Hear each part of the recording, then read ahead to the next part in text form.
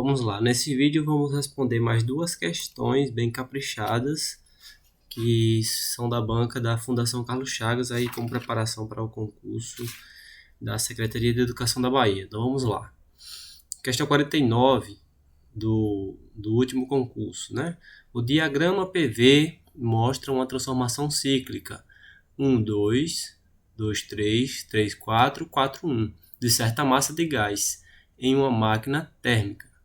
Então aqui nós temos a máquina térmica, né? O ciclo, na verdade. Então nós vemos aqui uma expansão volumétrica e também uma diminuição da pressão, seguida de um volume constante, e aí o volume diminui, certo? A pressão também diminui e aqui o volume permanece constante. Aliás, a pressão permanece constante. Então vale a pena notar que nesse ciclo aqui nós temos dois momentos importantes.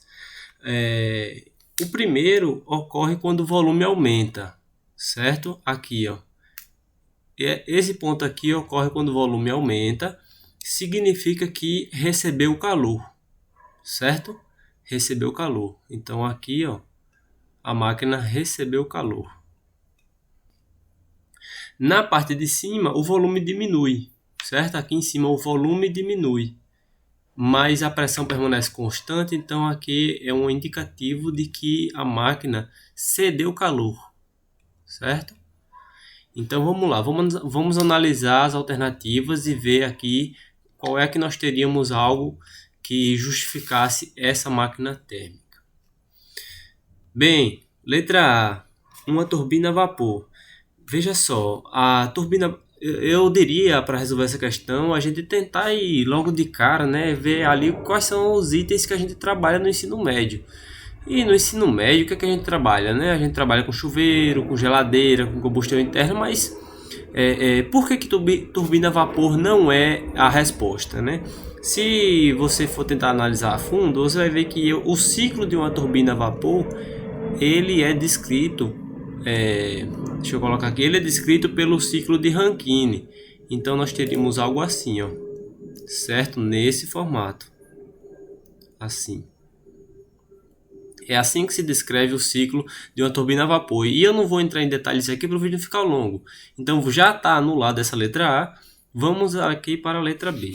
A letra B diz um aquecedor para chuveiro. Veja bem, aquecedor para chuveiro pode ser a gás, mas também pode ser via eletricidade.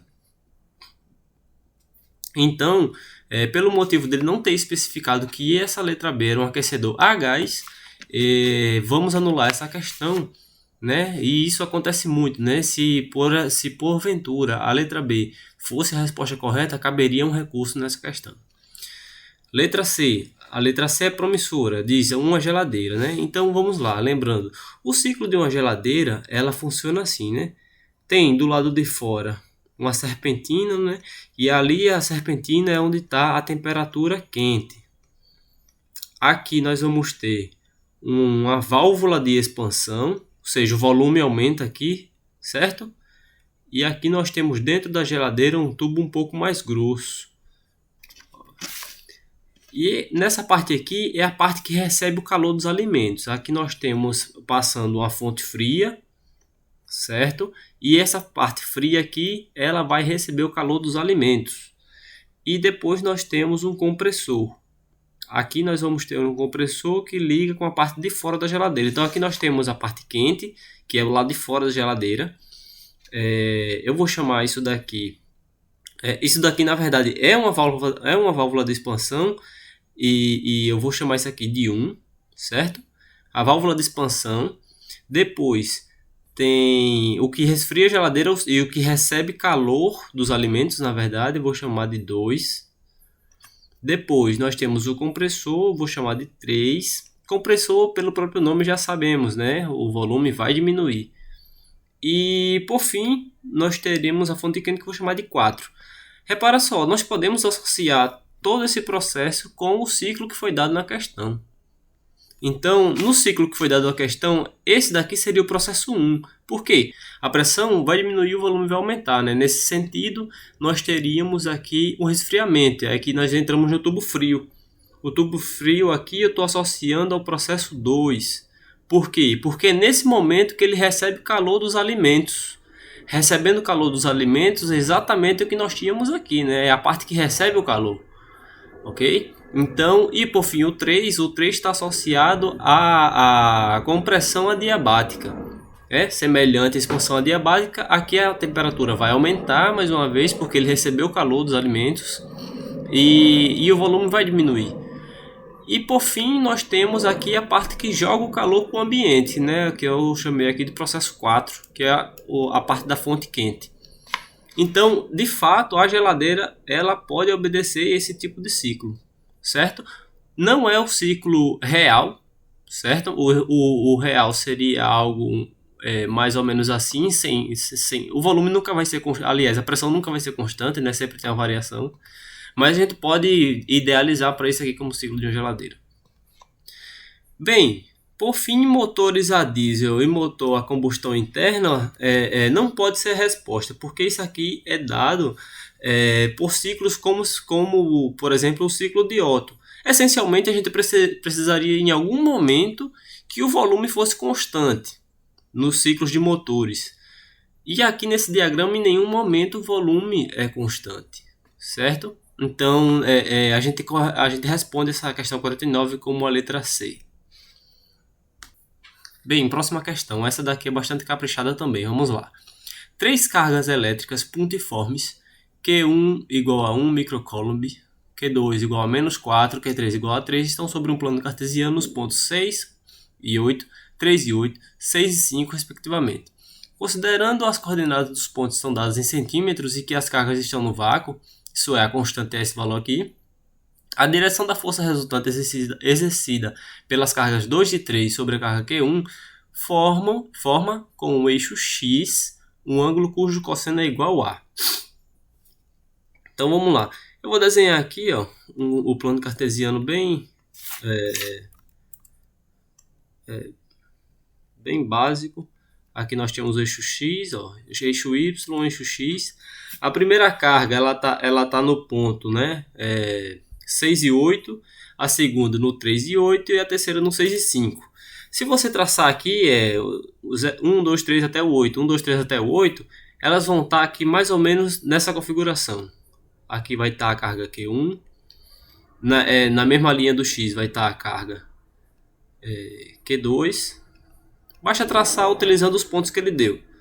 E aqui nós temos o Q3. Agora observe que nessa configuração aqui, a carga Q1, a gente quer saber a força que exerce na carga Q1. Então vou apagar aqui os índices. Vou apagar aqui os índices brevemente. Essa daqui é a carga 1, essa é a carga 3 e aqui é a carga 2. Repare que a gente quer saber a força que atua na carga Q1. Devido à carga Q2, a carga Q2 tem um sinal contrário, então ela vai puxar, né? Nós teremos essa aqui que é a força 2,1. Força 2,1, ok? Devido à carga Q3, a carga Q3 ela tem o mesmo sinal da carga 1, então ela vai aqui repelir.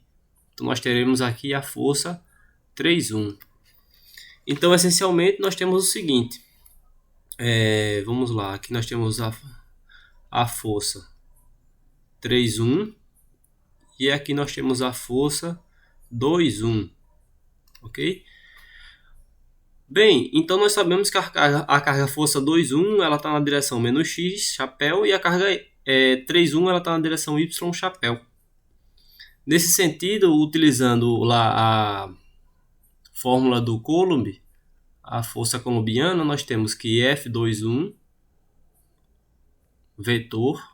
É importante deixar em vetor, a gente pode trabalhar com módulo também, mas como revisão geral, vamos deixar em forma de vetor. Carga, aliás, constante, né? Módulo de Q1, módulo de Q2, sobre a distância 1, 2 ao quadrado. E a distância o vetor 2,1 ele está na direção menos x. O vetor 3,1, a força 3,1 é a mesma fórmula de Coulomb, K Q1, Q3 sobre D13 ao quadrado. E o 3 está na direção Y. Y chapéu. Então aqui é simples. A gente precisa substituir o K. O valor de Q1, o valor de Q2. A distância é simples, né? Porque a distância aqui é do 1 para o 2. É a distância do X, que nesse caso é 3. Ó. A carga Q1 está na posição 6 e a carga Q2 está na posição 3. Então é 6 menos 3, a distância é 3 aqui.